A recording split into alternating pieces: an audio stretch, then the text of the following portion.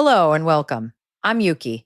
There's a feeling that arrives on Sunday evening, and almost nobody talks about it properly. It isn't dread exactly, and it usually isn't about anything specific. The day is still going, nothing bad is happening. And somewhere around the late afternoon, the weekend quietly stops being a weekend, and you can feel it go. Most of us explain that by blaming the job. If I felt this way on a Sunday, the job must be wrong. And sometimes it is, but an enormous number of people feel it in work they don't dislike at all, which suggests the explanation isn't quite right. I think it's something much smaller and much more fixable. And I only understood it because in Japan the feeling has a name, and the name comes from a cartoon. So instead of asking whether you should leave your job, I'd like to ask you something else today. Where does your week actually end? Because if the honest answer is that it doesn't end anywhere in particular, that may be the whole problem. Let me show you.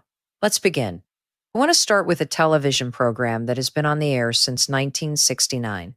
On Sunday evening, at 6:30, there's a family cartoon called Sazae-san. It's gentle and old-fashioned, and nothing much happens in it.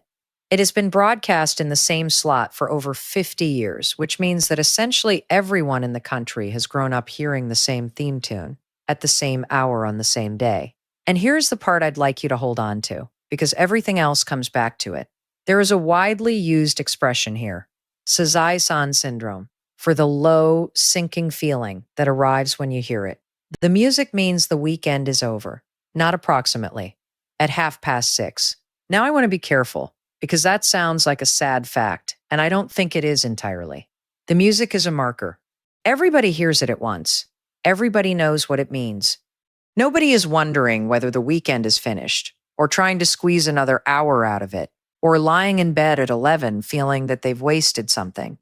There is a moment, and it is announced, and it belongs to the whole country rather than to you personally. And a feeling that arrives at a known time that everybody else is also having is a very different feeling from one that creeps up on you alone. The same thing happens at the other end, and it's the piece most foreigners find strange. A great many workplaces begin the day standing up together. We call it chore. Everyone gathers, someone says a few words about the day, sometimes there are announcements, occasionally it's excruciating. But it starts the day at a stroke. There's no drifting in with a coffee, opening things, half working while you wake up, and then wondering at 11 o'clock whether you have actually begun. The week has a door, and everybody walks through it at the same moment. I disliked it intensely when I was younger, and I have come round to it entirely. Quick pause here. My ebook, The Quiet Reset, is for building a calmer Sunday evening routine you can actually keep. It's the first link in the description.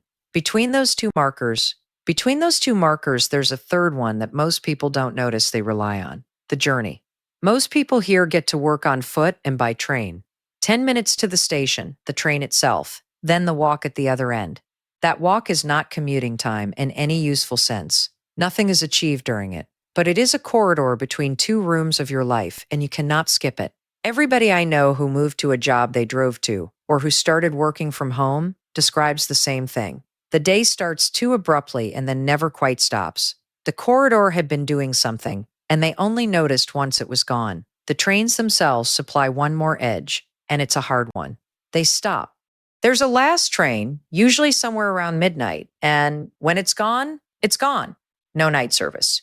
If you miss it, you are walking, or paying for a taxi you cannot afford, or sitting in a 24-hour place until 5 in the morning. Now, that causes a great deal of undignified running, and I've done my share of it. But look at what it does to an evening. There is a moment when the night is over, and it is not decided by you, and it is the same moment for everybody in the room. Nobody has to be the person who says they should probably go. The city says it. I have never since lived anywhere where an evening ended so cleanly. So let me stop and say plainly what I think is really happening on a Sunday evening. The feeling is not information about your job. It's what anticipation does when there is no edge for it to sit against. Think about what actually happens in most modern weeks. Friday evening doesn't really end anything because you'll check your messages. Sunday doesn't really end either. It thins out. Monday morning doesn't begin at a moment. You get up, and at some point you're working. There's no line anywhere. And when there's no line, the dread has nowhere to stop, so it spreads backwards across Sunday afternoon and takes the day with it. What all these Japanese arrangements do is put edges on it. A theme tune at 6:30, a group standing up at 9, a walk in between. None of that makes the work better, and none of it is meant to. But dread with a boundary is a much smaller object. If the weekend ends at 6:30, then everything before 6:30 is still weekend, and you get it back. What most people are actually losing on a Sunday is not the evening, it's the whole afternoon spent bracing. There's a smaller version of the same idea at the end of the working day, and it's practically a rule. You clear your desk before you go. Papers away, surface empty, chair pushed in. Not for tidiness, so that tomorrow morning starts on a clean surface rather than in the middle of yesterday. I'm not going to pretend this is profound, but there's a real difference between leaving a job half finished on a desk and leaving it finished for today in a drawer. And the difference is entirely in what you carry home. My father used to say he could tell what kind of week he was having by whether he could bring himself to do it. The year gets the same treatment, and the name of the party is the best part. In December, workplaces hold an end-of-year gathering called a Bonenkai. It translates almost literally as a forget-the-year gathering.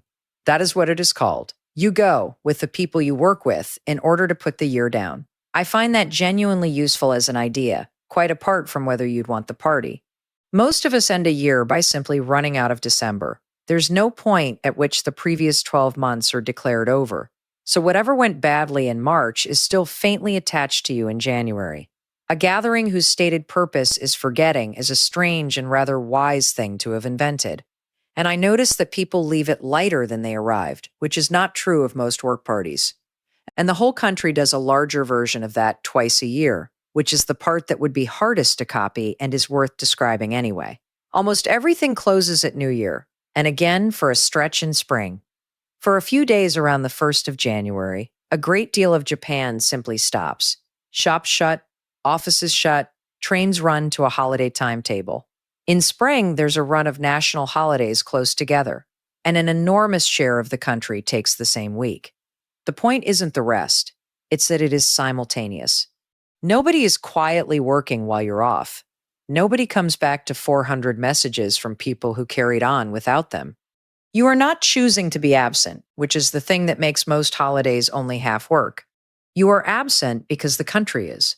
I don't think many of us have experienced a break where nothing at all was accumulating in our absence, and it is a completely different substance from a week off.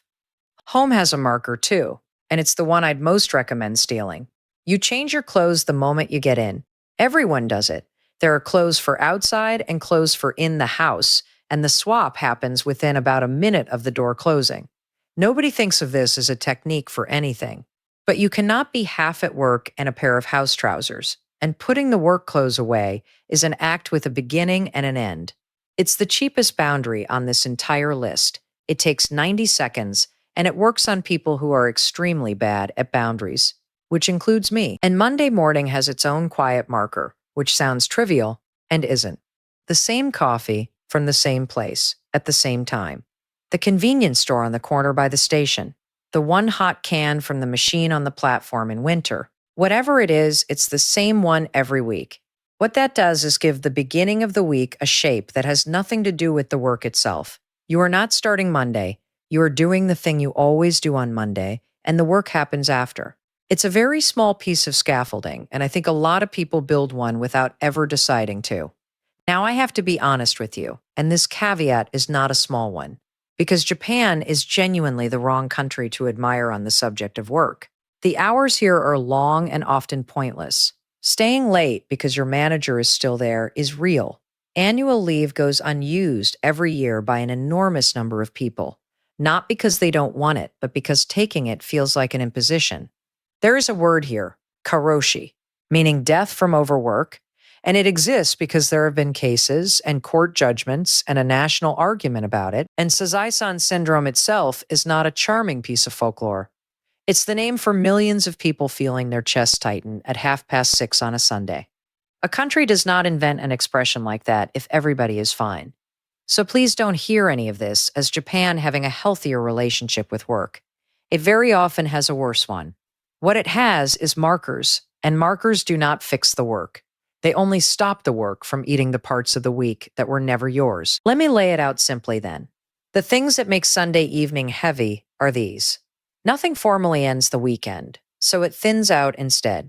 Nothing formally begins the week, so Monday starts everywhere and nowhere.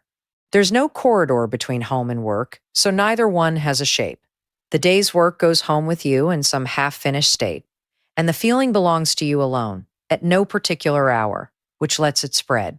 And the things that shrink it are almost embarrassingly mechanical. A fixed moment when the weekend is declared over, so that everything before it is still yours. Something that starts the week at a stroke with other people. A corridor of some kind, even a made-up one, between the two halves of your life. A cleared surface, so tomorrow doesn't begin inside today. Different clothes on either side of the front door. And one small identical thing you do every Monday that isn't work. If you take one question with you, take the one from the beginning. Where does your week actually end? If there's no answer, then pick one and mean it. 6 o'clock on Sunday, or the moment a particular program starts, or when you've laid tomorrow's things out. It matters far less what you choose than that it is a moment rather than a slow fade. Which brings me back to that theme tune. At 6:30 in nearly every house in the country. It's a cheerful little piece of music attached to a cartoon about an ordinary family, and it has been making adults feel slightly sick for over 50 years, which, if you think about it, is quite an achievement. But nobody in Japan lies awake on Sunday wondering when the weekend ended, because they know exactly when it ended, and so did everybody else. That's all a marker is. Pick yours. It doesn't have to be a good one. It only has to be at a time. If you want more small ways to understand the feelings hiding in ordinary routines, subscribe to the channel. Thank you for spending this time with me. Take care of yourself, and I'll see you next time.